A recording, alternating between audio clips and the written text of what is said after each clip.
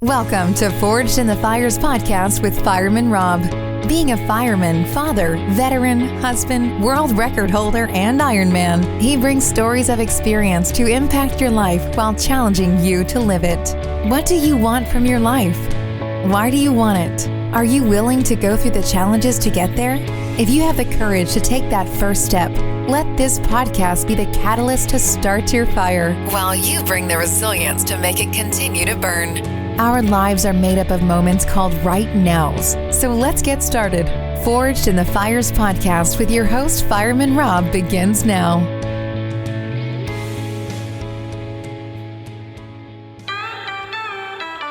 We got the same blood, the same blood. Stay by your side, it's ride or die. We've got the same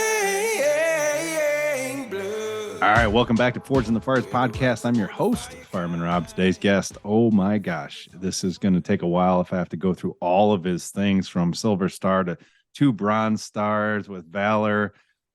He is an amazing leadership instructor at the Echelon Front, but you know, he's more than that. He's the chief training officer. He is the man, the myth, the legend, JP Dinnell. He's laughing at me, but thanks so much for joining me, brother.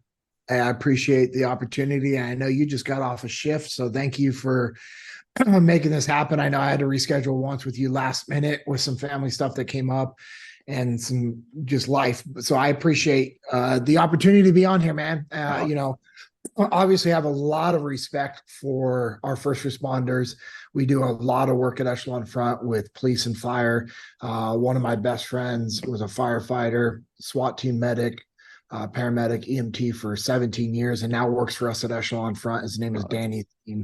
And so we definitely got to get him on your podcast, but you know, my love for our first responders is out there. So I just want to say thank you for what you do and all the first responder listeners. We appreciate you guys deeply. Man, that was a better intro than I did, JP. I love it. I love it. But you know, it's so valuable. I mean, you look at an individual like yourself who gave so much for their country, gave so much for other individuals, and you're still doing that. I want to go back to when you were in the military. You're a Navy SEAL. I want to go back to when you went through BUDS, and you know, we always talk about mindset, and it's always interesting because it's one of those things where a lot of people hear Navy SEALs and they remember the movies and all this other stuff, and it's like I want you to go back to when you started, when you made that decision. You're like, I want to be a Navy SEAL. What was the mindset that you had at the time, and how old were you? Man, I was a kid, man. I want to say 7, 8, 9 years old. My brother and I were, watching TV one Saturday at home, and this documentary, came on, and it had, JFK giving a speech at the very beginning. And it was talking about the Navy SEALs and, how they came about. Yeah. And I just remember my brother Corey and I were just enamored by it. I was infatuated by everything about the SEAL teams. And, I had always liked playing military, Yeah. Oh yeah. I had family members that were in the military, family members that had served, grandparents that had served in World War II, Korean War, Vietnam War. Oh, wow. And, crazy, right? Just all 3 of them. Like one of my grandfathers served in all 3 of those wars. And, so just being around that type of upraising. And my dad didn't serve in the military, but he was very patriotic, supported the military, says that he wished he would have served, but my dad also knew, like, the path that he went down was the path that God had created for him. So he never played the, man, I really wish I would have done that, or you get sucked into all the things that you didn't do in life. And, well, he made you, so let's put it that way. He did pretty damn good. Yeah, and I appreciate that. And my brother was in the military as well for a short period of time. He had an injury. He ended up having to get separated out of the military. My sister, served in the Air Force, for, I want to say 4 or 6 years. And now she's a surgeon, and she just is going back into the military as an officer. So she just got sworn in. So she's a captain, That's awesome. in the Air Force as a surgeon, which is incredible. And so, yeah, my parents definitely, my dad says, we raised young warriors and the military took care of the rest. And, I'm thankful. And I know that could come off kind of arrogant the way I just said that, but, No. it's just something my parents, are thankful that they, were definitely involved in our lives and were a part of our uprising. So to go back to what you were saying, it was just, man, I was like 7, 8, 9 years old, and That's awesome. I just heard about the SEAL teams. And so growing up, Corey and I, and even Sarah, we'd bring her into it sometimes, is we played Navy SEALs, we played military, we played Marine Corps, we played Army, we played Air Force. We wanted to be, pararescues, and we wanted to be Rangers, and we want to be Delta Force, and we want to be Marines and Navy SEALs. And it was cool. And then, I get into high school, and, you lose sight of those things when you're in high school, because that's what most people do. And, this is another topic for another time, but, most school systems and high schools aren't preparing kids properly for the future. And they're preparing them just to learn to do what you're told and not to think on your own. And again, another topic. So true. No, I love that. Though. We could dive deep into that another time. They're institutionalizing our kids, and, it's definitely right now. And even when I was in high school, there was no like, hey, what do you want to do when you grow up? Hey, what did you grow up playing? Like, how do you pursue your goals and your dreams? And they don't teach you how to be young adults that contribute. I love what you just said. What did you grow up playing? Because that's a huge thing. It's that creativity of, like, we didn't have all these things that were given to us to say, hey, this is what you're going to play. It's like you said, you guys played what you wanted to do and were creative in that fact. That's such a huge part of it. Yeah. And I think the schools are missing that mark on, like you just said, the creative side. And so, I lost sight of that. And I recognized that, hey, college wasn't going to be for me. There's nothing wrong with going to college. I was talking with our son and his best friend who was hanging out the other day, and I'm dropping him off, and he's talking about after high school, going to college. And I'm like, hey, you don't have to go to college. Yeah. And I know his mom, like, if his mom heard me saying this, she might stab me. But I told him, I'm like, hey, you don't have to go to college. Like, there are trade schools out there. And bro, like, we need tradesmen and women. We need tradesmen and women. And you can make some good money, bro. I said, great money. Yeah. I said, what the only guarantee going to college gives you? And he was like, thinking all these things. And I'm like, no. And I was like, debt. That's the only guarantee you have by going to college, unless you go to the military and they pay for your school, or unless you get a scholarship and they pay for it all, which happen in these days. No. And so I just told him, I'm like, hey, trades are amazing because you have a skill set and you can make some money. Mm-hmm. And some of them, they'll actually pay back your schooling and all these things. And he's like, oh yeah. And then my son, Aiden, was like, yeah, that's why I want to go in the military. He's wanting to go in the military and all these things. So anyways, I just knew it wasn't for me. And, I just wasn't 100% sure what I was going to do. And my dad challenged me. He's like, what about the military? You talked about going to the military, and, my dad had always pushed us to have, this mental toughness, and we were always pushed to work really hard, and was always pushing. And I'm thankful for that. I'm thankful that my parents were intense in regards to pushing you to not be complacent, not be comfortable, and, and just try to go out there and get after it. And so I had that mindset, in school, towards sports and activities around the house and my grandparents' property. My dad reminded me about the military. And so, long story short, went in the recruiting office, told them I want to be a Navy SEAL. They laughed at me. Came back a couple of days later when the Navy SEAL recruiter was there. Yeah. And I also had a cast on my hand, and they're like, yeah, we can't, the Navy's not going to do anything with that cast on your hand. And so I went home, told my dad we cut my cast off because I'd broken my hand and some not bone. Shocking at all. And I don't recommend cutting a cast off for 11 days. That's, not recommended. And you, as not full healing medical field. Yeah, it was. It was so painful. But, it was just, hey, it's part of what was needed to happen for me, for my path. And my dad knew that. And so anyways, went back in, had the cast cut off, and a recruiter looked at me and goes, "All right, Petty Officer Garrett's going to take care of you." And this recruiter started working with me, and I worked construction that summer with my dad and went into the military September 5th, 2001. And as you know, 6 days later, 9/11 happened. And I had a contract to become a Navy SEAL or to go to BUDS to try out. Nothing's guaranteed. And when 9/11 happened, it solidified the decision that I had made in my mind that, hey, I want to be a Navy SEAL. I want to hunt terrorists. I want to kill bad people because I know evil exists. Yeah. And, that might seem extreme to some of the people that are listening, but no, that's the reality. Whether you want to believe it or not, that's okay. That's fine. Whether you want to acknowledge it or not, that's on you, but evil exists. And if we do nothing, then evil will overcome all of us. And then one day you're going to be sitting there, I wish somebody would do something about this. And you're like, well, we tried. And we tried. We had a bunch of people that wanted to. Yeah, we had plenty of people that were willing to do the dirty work, but you just, couldn't think of that. So, me being in boot camp when 9/11 happened, I was like, let's go, man. Like, I want to go there right now. And I remember going like, can I switch over to the Marine Corps? Because I know they'll send me right away. I was like, bro, I'll go through boot camp and they'll probably send me over there. And I need to finish.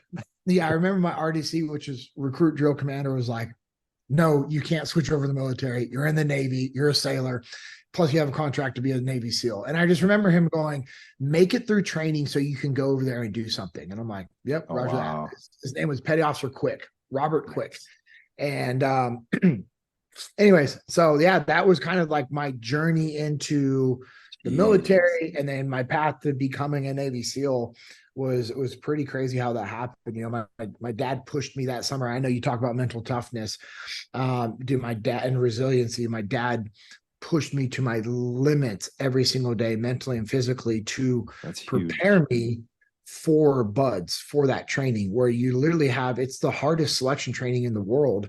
Mm-hmm. And I started with class 242, graduated with class 242.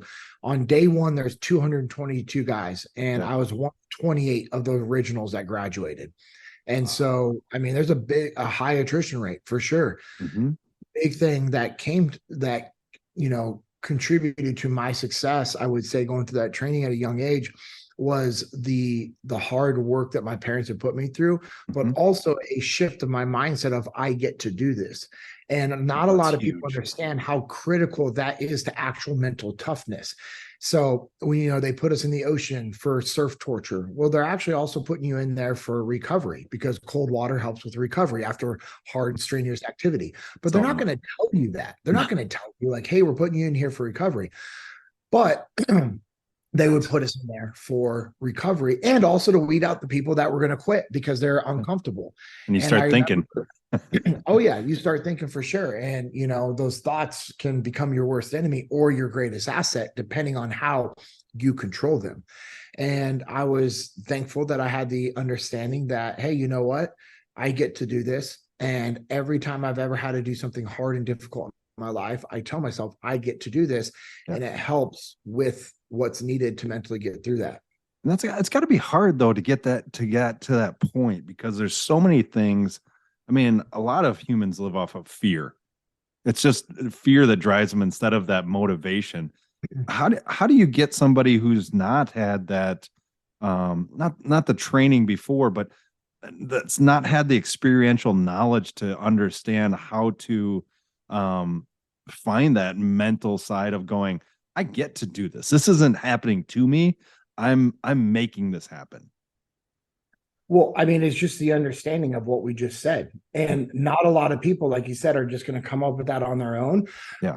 I was in a unique situation. Not a lot of people are going to go through SEAL training. Not a lot of people are going to be freezing their butt off in the Pacific Ocean with a bunch of other guys next to them and having guys quit left and right. And then you having to understand on your own, like, why am I still here? Why are they quitting? Your why has to be greater than the circumstances that you're involved in. That's going to keep you pushing through there. And so my why was greater than the circumstances. Therefore, it allowed me to actually dig deep and understand why I wanted to be there. And because I understood why I wanted to be there, I was able to see things through a different lens. I love that. And when you talk about the depths of the training and the everything that you are put through in BUDS, and then obviously that is supposed to correlate to stressing you out to be able to be prepared for the dynamic situations like going to Ar Ramadi Air Base and going on all the different. You were what do you serve as? Point man, machine gunner, Yep. and lead sniper in the Delta Platoon. How did you see the mindset you gained from buds and from having to see, in essence, feel the loss of people leaving and the pain that you went through? How did that correlate to when you got into when there's bullets flying by you or there's IEDs going? How did that help you to be able to remain calm in those environments? Our training, training 100%. I mean, you're a firefighter. Right. I mean, you run into houses that are on fire. So Not smart. I mean, maybe not smart, Not but intuitive, right? necessary. Yeah. And but you do it the smartest way possible. You do it the smartest way possible to mitigate risk, and you do it because you're trained. You're not going to run into a house without that training most of the time. Now, some people, again, why? Their why has to be greater than the circumstance. So if true. my kid's inside my house is on fire, guess what I'm doing? You're running in the fire. I'm running in there, and I'm Mhm. going to try to save them, or I'm going to die next to my kids. Like there's zero chance I sit outside going, man, I hope my kids make it out.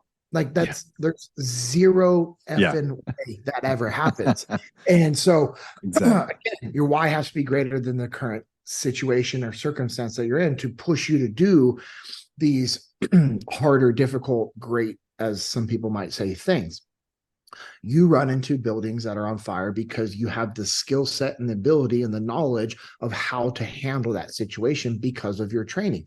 It was the same thing for us in combat. Yeah. Our training prepared us for combat. Our training prepared us to go out and be able to do what some people said was the unthinkable, because we were doing a non-Navy SEAL mission. We were in the most sustained combat the SEAL teams had been in since Vietnam, in an environment that SEAL teams had never been involved in, doing a mission that we didn't train for. And yet we were able to come out on top and be successful because of our training, and our training gave us the ability to think. To think. That's the thing, is you want to teach your people huge. How to think, not what to think. Oh, that's a huge, that statement right there is think of how to think. And I think when you look at that from a perspective of, because they always try to correlate. I mean, a lot of people want to hear from Navy SEALs and things. And then they go home and they're like, okay, well, how do I put this into my normal everyday life of what I'm doing, my job, my tasks, and everything like that? How would you say that mindset of knowing how to think? What does that basic level look like of somebody applying that to their basic life? Like, my son wants to get into the military, and I can teach him everything I can. But what is that how and that why look like when you're in that basic, like, I don't have these austere environments? Well, but so you as a parent, instead of just telling your kids everything that you need to allow them to find those answers to this. They need to find the solutions on their own and or create the solutions. Like, hey, bud, this is what we're doing and this is why. How should we work through this problem? How should we pack for this trip? How should we load out the vehicle? How should we plan the route? How should we unpack these boxes for this new house? You know what I mean? Like, perfect. Yep. And it's frustrating because it takes you a little bit of extra time on the front end as a parent, because it's easier just to say, hey, put this in the truck right here, load this right here, hey, put this on top of there, boom, boom, boom, boom, boom, boom. Because in your brain, you're like, dude, it just makes sense to do it this way. Yeah, it's quicker. It's time, right? Well, you've learned that over time, and or somebody else taught you how to do these things. So the goal of every leader, which is every parent, which is every human, because you don't have to have a leadership title to lead. Right. Leadership has nothing to do with your title. It's actually the ability to influence the people around you. So smart. It's simply asking people, hey, what do you think we should be doing? How do you want to get the job done? And you're pushing it back on them to force them to think. And, and that's what, we need to be doing. And if you don't have somebody doing that to you, and I think that's what you asked, the question was like, well, how do you teach yourself how to think? Well, you need to be mindful of just this alone. Like, so hopefully you listening to this going, okay, I need to be more mindful of how I think. Okay. Right. Well, what does that mean? Well, okay, let's break it down. Instead of me just, calling up Rob and saying, "Hey, Rob, I've got this problem. What should I do?" Knowing that you've got all these other things on your plate, I'm going to at least try to create a solution to the problem ahead of time. And then I'm going to go to you and say, "Hey, Rob, hey, I noticed that the training gear is, it's starting to kind of fall apart and it's not as efficient, as effective as it should be. Hey, I was thinking, boom, boom, boom, right? I'm providing some solutions to you ahead of time to where it allows you as my boss or even my peer or somebody that I'm working with to say, "Hey, I like your idea. Let me know what I can do to support you." And so That's then huge. Yeah. you're then driving that ownership back to me, and this is my idea, my plan. So when there's some little problem in the plan, what am I going to do? Am I going to go back to you to solve it, or do you think I'm going to go above and beyond to try to solve the problems to my Because own it's your plan? ownership, right? I have ownership. Yes. And so this goes both ways. So for me as an individual trying to teach myself how to think, I need to be mindful of, hey, solutions, solutions, solutions. I want to create all the solutions because when I create all the solutions, I have ownership, I have power, I have control. And I'm doing that because I don't want to put anything on my boss's plate. I actually want to take as much off my boss's plate as possible so that they can be as strategic as possible to better support me and the team. So it's just an understanding of these principles and these thought processes. And so if you are in a leadership position where people are coming to you saying, "Hey, boom, boom, boom," and they're constantly asking you questions, instead of you doing the default response, which most people do because we like to be the easy button and we like to solve problems and we like just to say, "All right, hey, go do this, hey, do this, hey, that," boom. Instead of that, just take the time, have a little tactical patience, and think strategically and say, "Hey," so if you're coming to me with questions, my default response is going to be like, "Well, what do you think we should do, Rob?"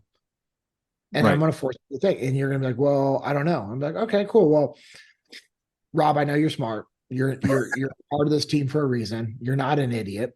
Yeah. If you couldn't get a hold of me right now and you had to make a decision, what would you do?" Right. Then I'm going to work through it. And if it's a somewhat doable response that doesn't put anybody in jeopardy of being hurt or injured, and it's not unethical, and we're not going to lose a bunch of money, guess what I'm going to say, Rob? Go for it. Yeah, go for it, man. Because Mhm. it doesn't have to be the perfect plan because one, I know the perfect plan doesn't exist, but also it doesn't have to be the plan that I would go with because I'm not doing the work. I want you to have ownership over that work. And what happens is over time, you start to build more confidence and Oh, you definitely. get more experience. The more experience you have doing things, guess what? The better Better you you're. become at doing those things. So I Yeah. want to Oh, I drive that love back that. down to you every single time. And the goal is for your people also to understand that when they come to you, they have to have some sort of a solution. I love that. I love that. I talk about faith over fear and like the faith in yourself. Yeah. And it's so exactly what you just said is so powerful. I think so many people fear saying the wrong answer, having something go awry and them being at fault for it.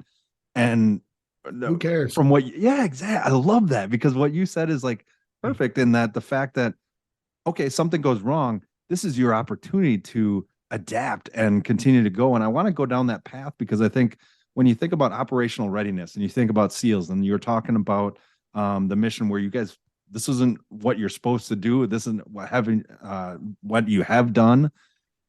Talk to me about the situational readiness so that in those dynamic environments, what was the train? I mean, we've talked about the training, but take me through a scenario or something that where you had to change in the moment where this is life or death decisions, but you're being creative in the moment to be able to overcome because you were a sniper, right? Yep. I was a sniper. I was also a machine gunner. And then I was also a point man. So there's times where, I was patrolling with a machine gun, Mm-hmm. carrying a machine gun, walking point with my sniper rifle on my back because I'd have to patrol through the streets to get to the building. And then once I got to the building, then I was going to set up, and then I would set up Overwatch with the sniper rifle. And that's three different things that I mean, that's what's amazing to me is like a lot of people think like, oh, I can't multitask. I can't do all these things. like your mindset, you had 3 different objectives that you could possibly do in one moment. How do you switch the mindset from one to the other to be effective? I guess that's one of the biggest things. Yeah. So that comes down to like one of the laws of combat that we teach, the third one, prioritize and execute. And so if somebody's listening, they're like, what are you talking about, laws of combat? Go read Extreme Ownership. Jocko and Leif wrote Extreme Ownership. And one of the things that we teach at Echelon Front is something that Jocko created when he was running training and I was working for him, called, at the time it was just like Laws of Leadership, the Jocko brief, whatever. And now we call it the Laws of Combat at Echelon Front. But the Laws of Combat is cover and move, which is teamwork, simple, which is how we communicate, 3, prioritize and execute, and then 4, decentralized command. So what you're talking about right now is prioritize and execute. Right. And there's a little bit of blend of all of these actually in your question. But the biggest one is prioritize and execute, because I have to be able to understand, okay, what are my priorities? What problems do I need to solve that create the greatest impact to the team and the mission at hand?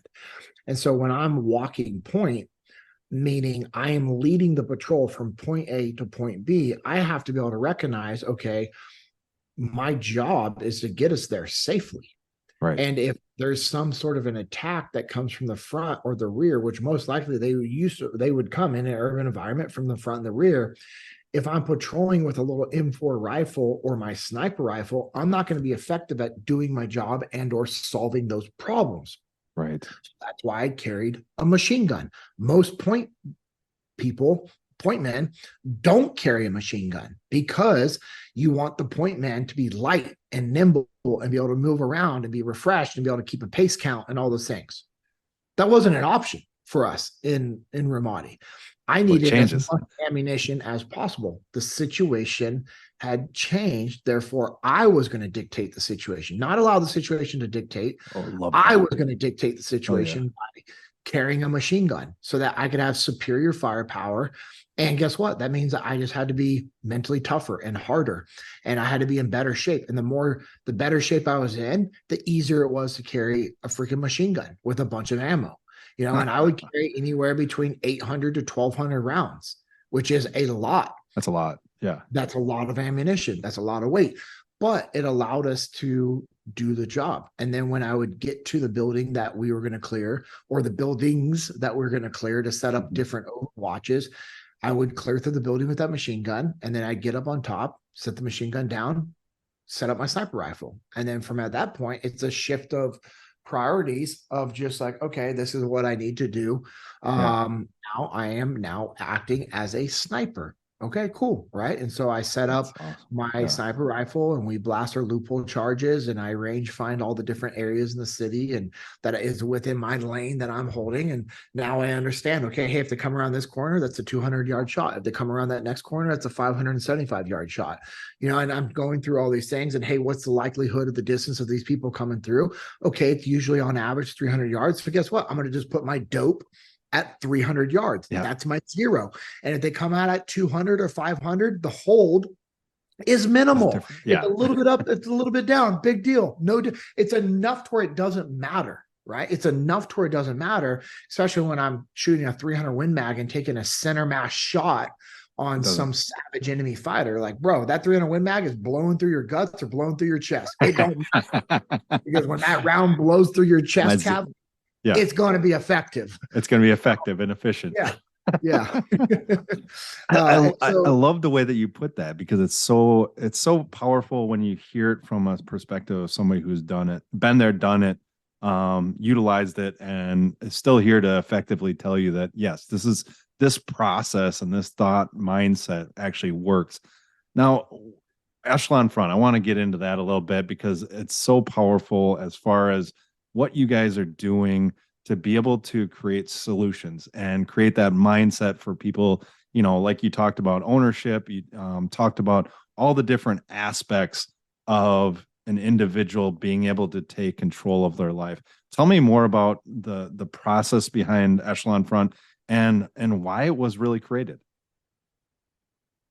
Well, Cliff Notes version of a very long story that's actually really, really cool.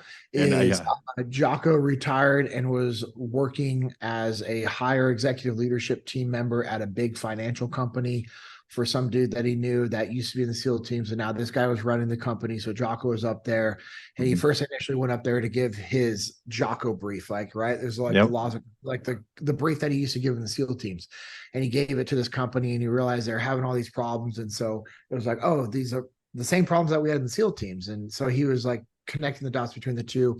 Leif was actually in law school, and he was like, I don't know if this is what I really want to do. And Leif's wife was like, well, if you could do anything, like, what would it do? He's like, man, teaching leadership like I used to in the SEAL teams. Because after Ramadi, Leif went to a command where he was teaching leadership to young junior officers that were getting ready to go into the SEAL team. So he's prepping them with these same leadership principles. And so he reached out to Jocko, and then boom, Echelon Front was created. And that's awesome. They were working, which I'm very thankful for.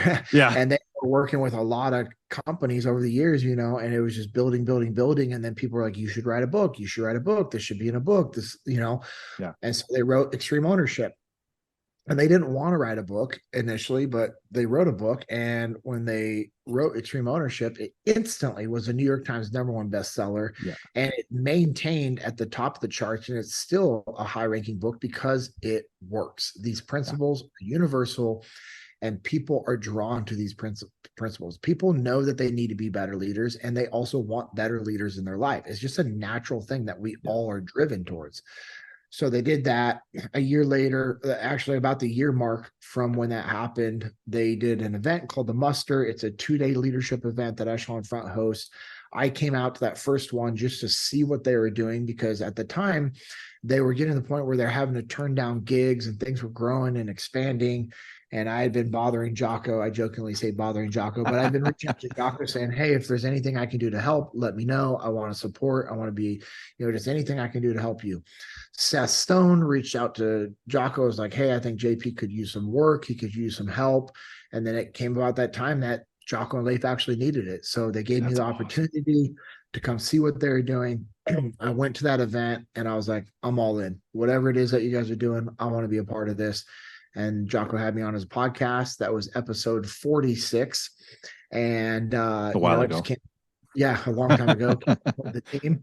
And you know, we've just been growing, and I came on as our first instructor, and then they brought on Dave Burke, who was with us in Ramadi. He was a Top Gun. He was a fighter pilot, Top Gun instructor, ran Top Gun. I mean, the guy's incredible. He's the only human that's flown the F-16, the F-18, the F-22, and the F-35. Flown and operated those commands. Seriously. So wow. Yeah, it's pretty. It's a no BS kind of person.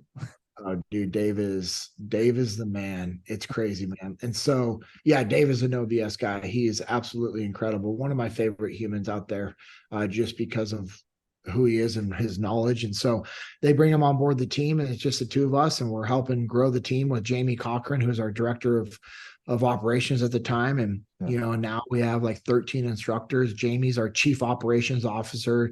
Dave is our senior leadership instructor, and he's in charge of all of our long range development plans with clients. I'm our chief training officer. So it's been really cool to see the company evolve and grow based around these basic leadership principles that people know to be true. And people also need a reminder of like, hey, if you stray away from these, then that's when the problems arise in your life.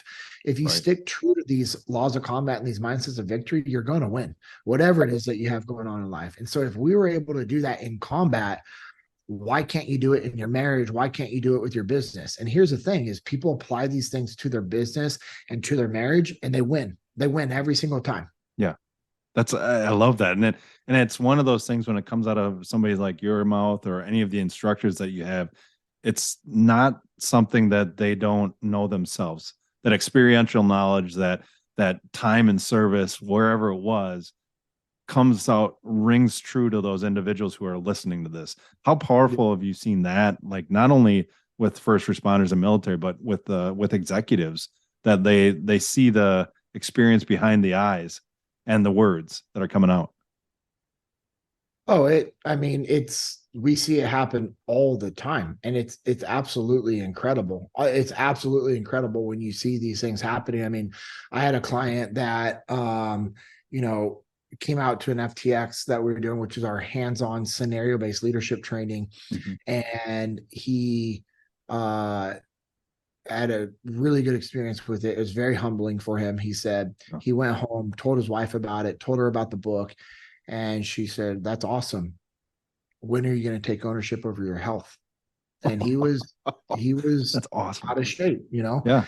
But what's cool is like, if somebody's hearing that, like, yeah, that's awesome, but be careful. That approach might not work for you. No. And now they had the relationship where, guess what? She could say, like, that was their dynamic. And here's the thing. You're listening to this and you're like, yeah, man, I have that same dynamic. No, you don't. No. We're just going to default that. No, you don't. Okay. Let's just save some marriages and relationships. Seriously, if you're listening to this, default back to, no, I don't. I don't have that relationship. But because of transparency and honesty, I'm telling you the truth of how this story went. Yeah. I didn't see the guy for a couple months. Next time I saw him, I was like, okay. You know, you could just tell, like, there's like little changes, but nothing crazy, but enough. And I also didn't want to say anything because it wasn't enough for me to say something and be like, no. You weren't in that relationship. Exactly. And honestly, Rob, that's the reason why I didn't. It's because I didn't have that relationship yet. I didn't have that, honestly, that leadership capital with them to be like, hey man, have you lost weight? And him be like, no. And I'd be like, oh. And then all of a sudden he's like, well, you know what I mean? Like, it wasn't going to I need to lose weight. What? Yeah, exactly. But when I saw him a year later, I'm sorry, I saw him another time, and it was like, bro, I was like, all right, man, how much weight have you lost? Now we had a good relationship, and it was enough that I was like, holy crap, this is incredible. Wow. He lost 112 pounds in a year. Damn, really? 112. Yep, 112 pounds. So what do you think that did for his marriage? Oh, it's huge. It was huge because he took that ownership. Yes. Okay. So not to get into details, but if you are a human that loses 112 pounds, do you think maybe that increases the intimacy in your marriage? Oh, yeah. 100%. Like, factual. It's going to increase, right? Yeah. You're now confident that it's going to happen. It's going to happen. Just let alone the fact that now you are more comfortable and confident. You lost 112 pounds, bro. Let's go. Yeah. You know, like, you know, so now that confidence is up. Now, what do you think it did for him as a father with his kids? It's even more. I mean, he can actually play soccer. Yeah. He can go water skiing with his kids. He can do all these things that he physically could not do before. Exhausted. And so it was really cool to see that. And I've seen the same thing happen with first responders. I mean, again, another subject for another time, but if you're a first responder and you're out of shape, like, there's no excuse for that. You know, there's no excuse, because you should be the person that you hope shows up to your call for distress. That's a good point. And if you're not, then you're letting your team down. And so the other example is I've, worked with a lot of firefighters, a lot of police officers, and, a handful of them, losing 20, 30, 40 pounds and getting back on the path and starting jujitsu and learning how to defend themselves and being more confident and going and doing the extra training so that they can be a better member of their unit. It's just incredible, and then businesses, I worked with a company where Cody Gandy and I were working with a company together, and it was awesome because when we first started working with them, they were $13 million under where they're supposed to be as a unit, right? And so this was a division amongst a big team. This one team was $13 million under where they're supposed to be. And at the end of 2 years of Cody and I working with all their leadership and all their managers and then all their personnel, at the end of the 2 years, they were $7 million above where they're projected to be. So you're talking a $20 million swing turnaround. Wow. Over 2 years, simply because of these principles. And I'm saying that because that's exactly what they said. I'm like, dude, that's outstanding. It's amazing. And I knew, in my mind, I was like, all right, we helped a little bit. I'm like, come on, man. I know that we helped a little bit. And this guy goes, no, it is 100% because of your guys' principles being applied to our organization. And so now that guy, of course, like the higher ups at that company are like, all right, what's Fred doing? What are you doing here? over there? Yeah. Hey, exactly. Fred, what are you doing? And he told them, and they're like, cool, you're going over this other division to get them where these guys are, because they were the next lower one. And he's like, cool, these guys come with me. Like, this is what I'm doing again. And they're like, okay. So it doesn't cost us much. But let's just say for those 2 years, it cost $2 million. Let's say it was $1 million a year to work with us, which it's not. It's not. I'm just saying. Right. Would it be worth that? Oh yeah. Oh, completely. And it's a no-brainer. That's 111 pounds and $20 million. Which one, is that worth it to you? Yeah. Yeah, exactly. And so let's just say it cost them $2 million, which it didn't. But if it did cost them $2 million to get themselves a $20 million increase, is it worth it? And you don't have to be a mathematician to understand those numbers are good numbers. Yeah. I'm not going to tell you what they are because I'm not a mathematician, but they're good. I'm not a history major, but those sound good to me.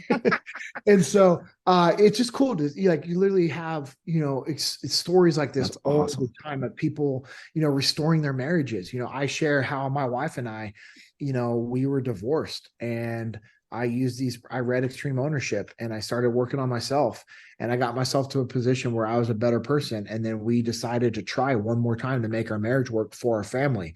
And we got our marriage back from being divorced, not separated, but divorced.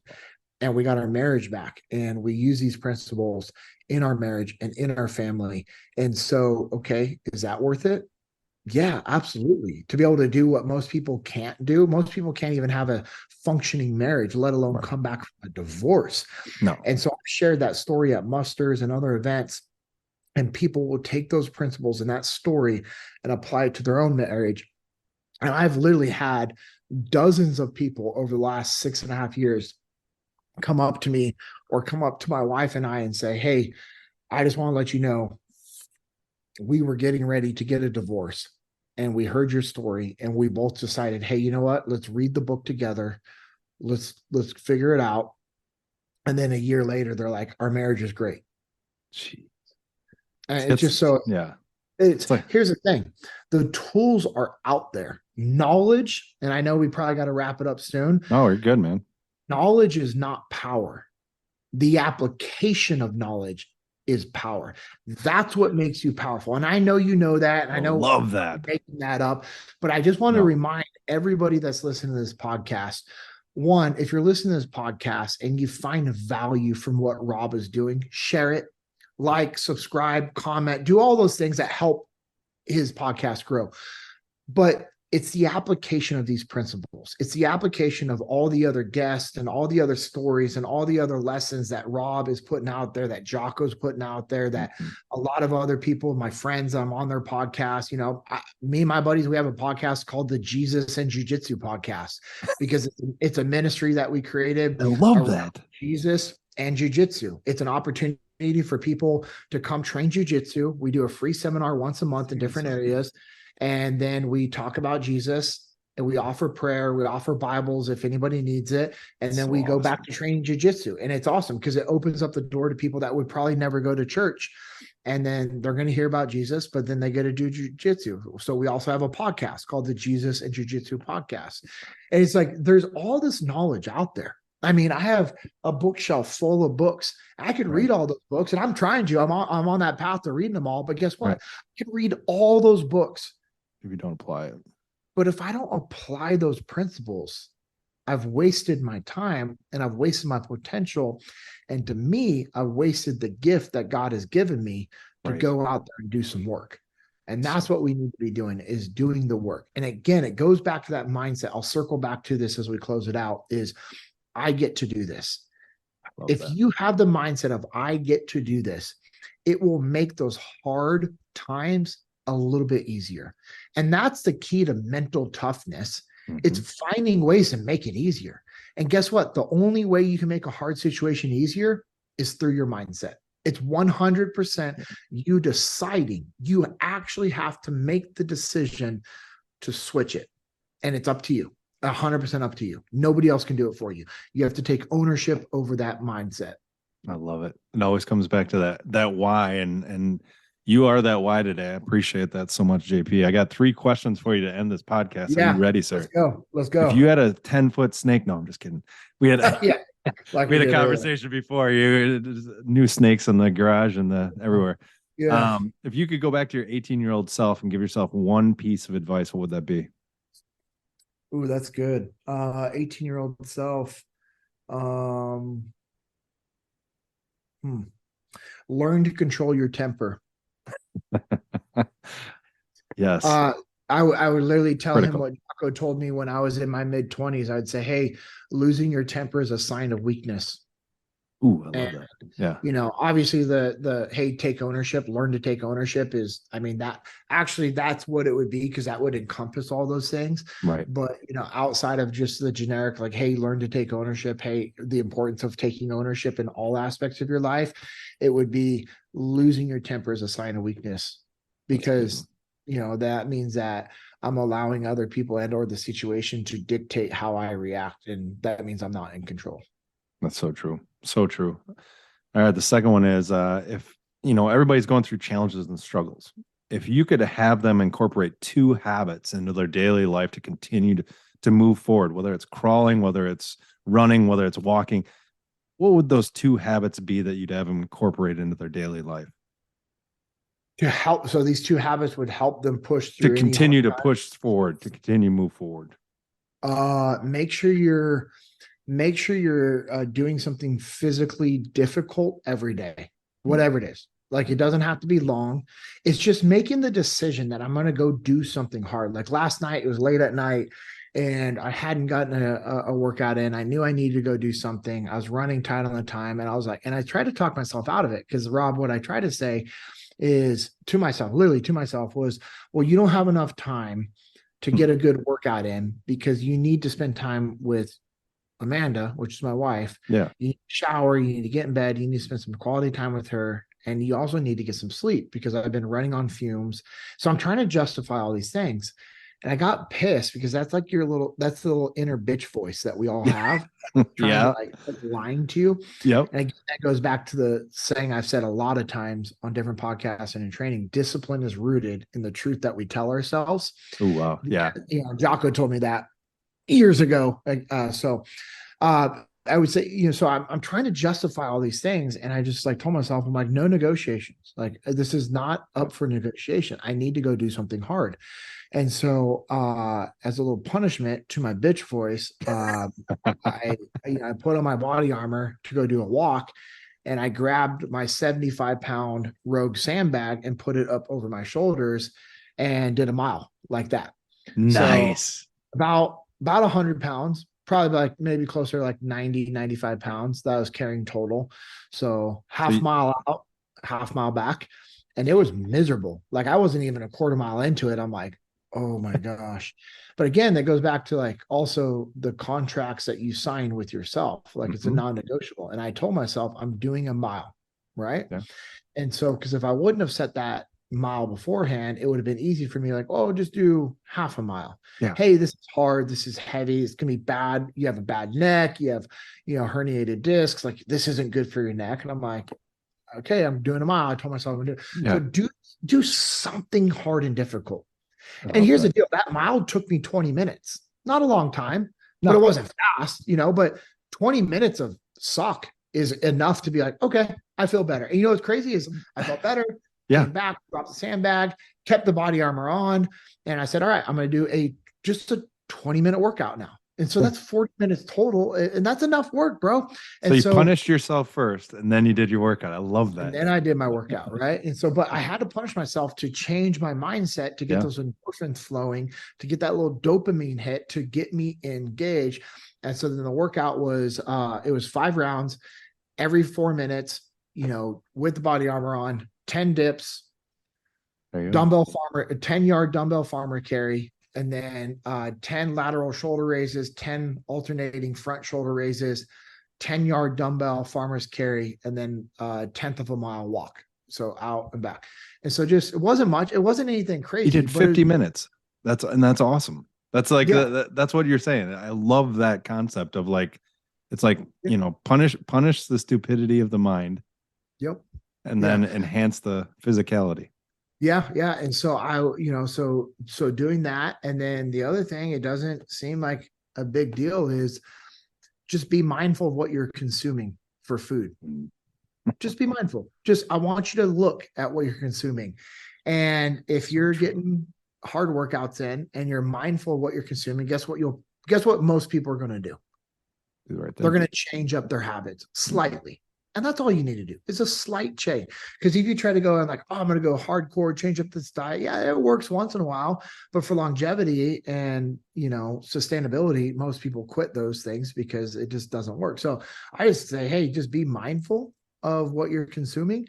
And when you're mindful of it and you're tracking it, you're like, oh, I'm eating a bunch of processed, crappy food all day long. So true. It's weird that I feel like crap all day long. Yeah. You start eating red meat and eggs and fruit and just, a little bit of honey and, just some chicken and some seafood. So I mean, just better. eat clean, eat lean meat. I love that. Some healthy fats in there and some fruit. I mean, you're going to feel so much better. Like if you just try to do that, you're going to feel so much better. And guess what? When you feel better, you can go do those hard things because you're prepared. Yeah. You're prepared. And here's the last quote. Well, maybe not the last quote. I don't know. You have questions. I doubt it. I doubt it. Yeah. Fatigue makes cowards of us all. Yeah. So if you can refresh your mind and your body by eating good foods and doing something hard and difficult, it's going to refresh your mind and you're not going to be as mentally weak. I love it. I love it. I always say your strength is in your passion. You can definitely see, not only in yourself, but in everybody else with Echelon Front, like that, the passion to make people see that they can change themselves. It's huge. I love that. All right. This last question is going to be fun. If you could have coffee at a firehouse table. So in other words, you can ask any question and it's going to be answered with 3 people. They can be deceased or alive. Who would those 3 be? Ooh. Yeah. Obviously it'd be cool to sit and talk with Jesus, yeah, I've heard that one. Yeah. Just so many questions. Yes, there's so many questions.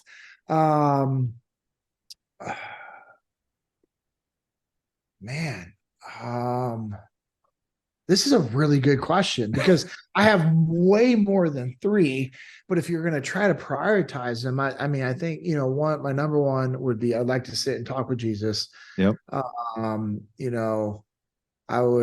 think it would be rad, to talk with, David from the Bible, right? Okay. Yep. David and Goliath. Yep. Yeah. Just, the dude, the dude was a warrior. Yeah. And, that would be awesome. That'd be a good see, I like this. Now who's the third that's going to kind of round off this group here? Hmm.